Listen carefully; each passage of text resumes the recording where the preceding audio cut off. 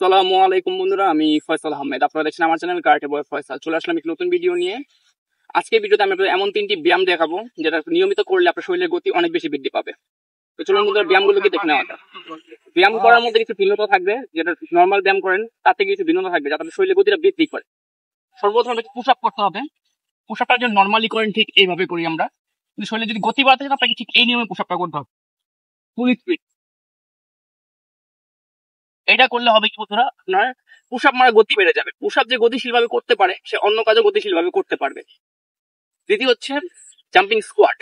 Jumping squat কিভাবে করতে হয় দেখুন। প্রথমত আমরা নর্মালি স্কোয়াট করবো ঠিক এইভাবে, আর এই স্কোয়াটটিকে আপনাকে জাম্প সহকারে করতে হবে, স্পিডে করতে হবে ঠিক এইভাবে।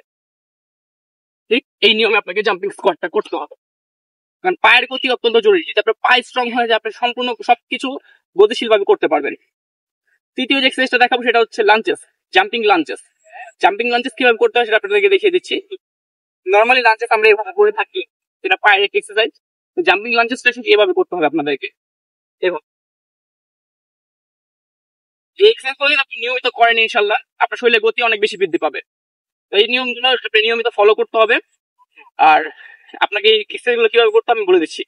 এই প্রতিটি এক্সারসাইজ আপনি 12টি করে দিন সেট করবেন। আর পুশ আপটা আপনি চেষ্টা করবেন র্যাপ বাড়ানোর, এতে আপনার শরীরের গতি অনেক বেশি বৃদ্ধি পাবে।